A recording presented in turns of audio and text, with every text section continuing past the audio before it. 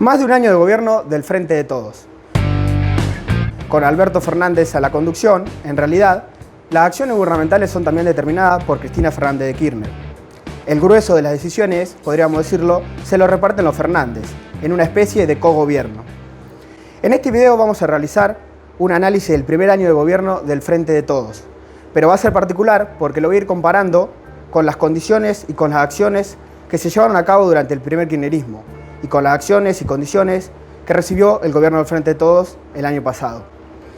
Es pública la admiración que siente Alberto Fernández por Néstor Kirchner. Kirchner fallece, quizás sin imaginarse que 10 años después, Alberto Fernández, su jefe de gabinete, iba a asumir la presidencia de la República. Bastón en mano, Alberto Fernández no deja de pensar que un gobierno parecido al primer kirchnerismo puede ser plasmado en la práctica.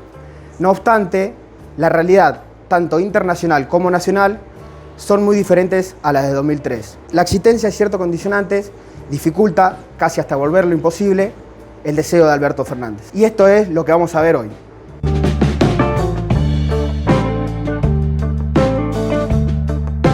Repasemos los condicionantes externos que recibió el Frente de Todos y su ausencia o presencia durante el primer kirchnerismo. El primer condicionante externo es la deuda heredada de la gestión de Cambiemos. El gobierno del Frente de Todos recibió niveles inéditos de deuda, sobre todo con el FMI. Kirchner también había recibido niveles de deuda heredada, pero no en semejantes montos como recibió este gobierno. Otro gran condicionante es la ausencia de términos de intercambio positivos, tales como tenía Kirchner con los precios de los commodities, particularmente con el alto nivel de valor de la soja. Hoy en día, recién para finales de año, está subiendo el precio de la soja, pero no se sabe si este alza va a ser estable. Otro condicionante es la situación geopolítica americana. En lo que respecta al continente, se evidencia una situación muy distinta a la que vivió Néstor Kirchner. Néstor Kirchner supo coincidir temporal e ideológicamente con Lula da Silva y Hugo Chávez, presidente de izquierda con los que supo formar una alianza izquierdista y retóricamente antiimperialista, que se vio explicitada en la formación de la UNASUR. Hoy en día, en los países mencionados, gobierna en Brasil el fenómeno Bolsonaro y en Venezuela sigue el chavismo, pero en la versión madurista. Aunque con disputas, estos presidentes, tanto Lula como Chávez como Kirchner, habían sabido perseguir la utopía de la integración americana. Hoy en día eso no es más que un nostálgico recuerdo. Asimismo, la izquierda ha ido perdiendo las riendas del poder en otros países, tales como Chile, Uruguay. El único baluarte que encontró Alberto Fernández de izquierda al asumir su gobierno fue el presidente López Obrador de México. Por cierto fuera poco, a Alberto Fernández le tocó lidiar, al menos por un año, con la presencia de Donald Trump en la Casa Blanca. Donald Trump sabemos que es un presidente de derecha que menospreció la relación con Latinoamérica, exceptuando la relación con Bolsonaro. Recién el escenario vira para fines de año, con la victoria de Joe Biden en Estados Unidos y el retorno del MAS en Bolivia. Estos nuevos presidentes derrotaron electoralmente a los regímenes a los que el gobierno argentino se oponía. Sin embargo, hay que reconocer que el mayor condicionante externo que tuvo Argentina, así como otros países, es la inédita pandemia COVID. Ya sea porque los gobiernos imponen aislamiento obligatorio o porque los trabajadores se enferman y no asisten a sus empresas, estas han visto disminuida su producción y por ende sus ganancias. Además, los gobiernos se han visto obligados a hacer erogaciones fiscales extraordinarias para paliar los efectos de la paralización económica en sus sociedades. En Argentina, el gobierno de Alberto Fernández optó por instalar una cuarentena que se extendió desde marzo hasta noviembre, conformando así una de las más duraderas del mundo. La realidad es que el confinamiento estricto y su cumplimiento fueron inversamente proporcional al transcurrir de los meses.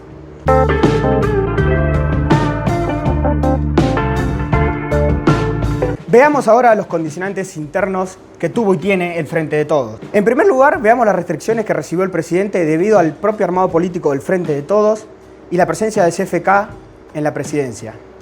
Repasemos. Para consolidarse en el poder, Néstor Kirchner tuvo que armar su propio frente. Para conseguir el poder, el Frente de Todos recurrió a Alberto. En 2003, Duhalde escoge a Néstor Kirchner para enfrentar a Menem en las elecciones, pero este último se baja de la segunda contienda electoral, por lo que deja con baja legitimidad de origen a Néstor. Por ende, Néstor Kirchner se vio obligado a reforzar su espacio político con otros sectores, desde el centro del espectro ideológico político hacia la izquierda, en poco tiempo supo armar lo que luego sería el Frente para la Victoria.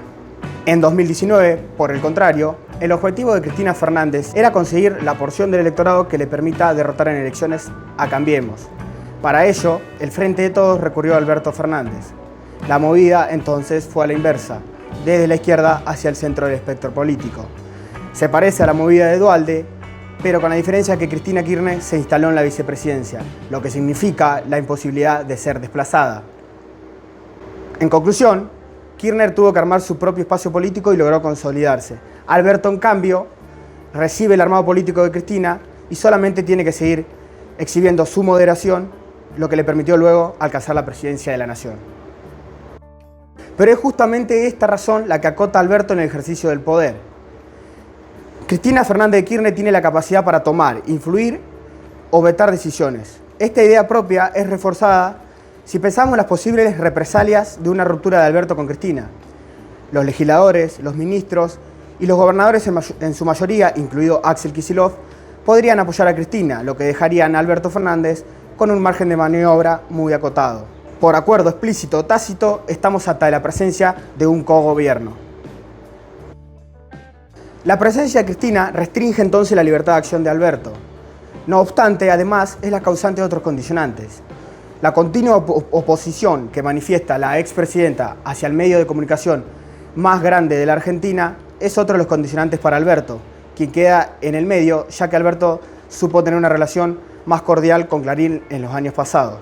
Por este mismo condicionante, Alberto, a los pocos meses de su gobierno, ya tenía la oposición de los medios hegemónicos, principalmente de Clarín y también de La Nación. Cabe aquí resaltar la diferencia con Néstor Kirchner, quien durante todo su periodo de gobierno supo entenderse con Héctor Manieto.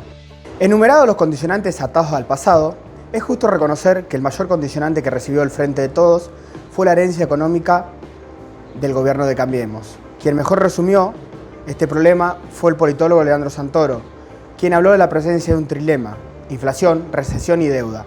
Además, recibió un país bajo el 40% de la línea de la pobreza. Siguiendo con la comparación, Kirchner también recibió niveles de pobreza similares o incluso mayores, pero la inflación y la recesión empezaban a desacelerarse en parte gracias al trabajo de Labaña y Lenin-Lenikov. Los condicionantes que recibió este gobierno los hubiera recibido cualquiera que tomara la rienda del poder. Ahora, lo interesante a repasar es ver cómo actuó el gobierno ante las dificultades mencionadas. Primero veamos cómo actuó ante los condicionantes externos. Ante el COVID, como vimos, el gobierno optó por imponer el aislamiento social, preventivo y obligatorio. El aislamiento duró 8 meses y las restricciones fueron levantándose a la par del hartazgo de la sociedad. Mientras tanto, el gobierno dice haber reforzado el sistema sanitario y que a ningún argentino le faltó atención médica. Lo cierto es que la pandemia ocasionó, a fines de 2020, más de 40.000 muertos. Por otra parte, causó muchos efectos en lo que a la economía se refiere. Ejemplo inflación, ejemplo recesión. Y esto repercutió sobre el bienestar de la población. El tema de la deuda tomada por Cambiemos fue considerado central para el nuevo gobierno. Esto se ve reflejado en la designación de Martín Guzmán para la cartera de Economía. En general, el gobierno dedicó los primeros meses de su gobierno a tratar de resolver la deuda con los acreedores privados de inversión. Aunque no en el plazo ni en las condiciones esperadas, lo cierto es que se logró llegar a un acuerdo con los acreedores privados de inversión. No obstante, queda por delante un porcentaje muy importante de la deuda y sobre todo negociar el monto de la deuda con el FMI, un organismo que dista de ser ordinario.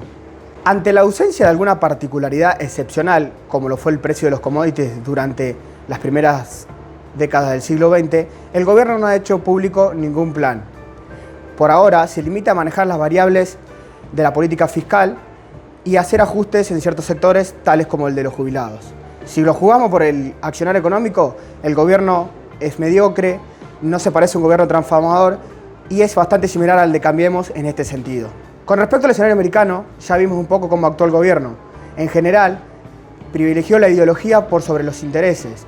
Siguió tratando de afianzar sus lazos con los líderes de izquierda que ya no están en el poder y gracias a la victoria de Joe Biden y de del retorno de más se disipó un poco los peligros de quedar aislado en un continente que más bien se volca hacia la derecha ideológica.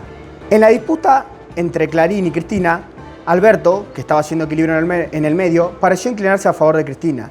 Esto se vio tanto en hecho como en palabras de los gobernantes.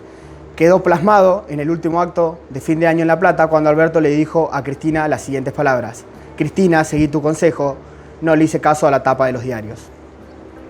Con respecto a los problemas económicos, siguen vigentes. La inflación puede cerrar cercano al 40% y, aunque esto es un número menor al que se esperaba, no deja de ser alarmante. La recesión, por su parte, siguió profundizándose, en parte gracias a la pandemia inevitable y en parte gracias a que el gobierno no supo dar respuestas. Por último, tenemos que dar el dato de la pobreza, que el último informe arrojó que el 62% de los chicos viven bajo la línea de la pobreza. Un dato desgarrador para un país tan rico. Repasemos un poco lo dicho. De lo visto, podemos concluir que el Frente de Todos recibió un país en crisis económica, una situación geopolítica desfavorable y, por su propia conformación, relaciones complejas con los medios de comunicación. Por si fuera poco, a los pocos meses de su gobierno, explotó en el mundo la pandemia inédita COVID. En este escenario, no obstante, el accionar del gobierno no fue el óptimo. En lo económico, solo festejó el arreglo con los acreedores privados de inversión e incluso profundizó otros problemas económicos internos. Con respecto al continente, parece haberse quedado en el pasado, estableciendo barreras ideológicas para las alianzas. Ante la pandemia, el éxito que evidenció el confinamiento de las primeras semanas fue fumándose a causa del hartazgo social y de los más de 40.000 fallecidos. Es un ejercicio intelectual preguntarse qué hubiese hecho Néstor Kirchner si asumía el poder cuando lo hizo Alberto. Con la deuda posiblemente hubiese actuado de manera similar, inclusive intentando cerrar antes las negociaciones con el FMI como lo hizo en 2005. Pero, ¿hubiese profundizado Kirchner la disputa con Clarín? ¿Se opondría Kirchner a los gobiernos de distinta ideología, sabiendo que los precios de los commodities ya no son los mismos y que Lula y Chávez dejaron el poder? ¿Cuánto determinaría Kirchner la presencia de otras personalidades políticas en su gobierno? Contestar estos y otros interrogantes sería hacer historia contrafáctica.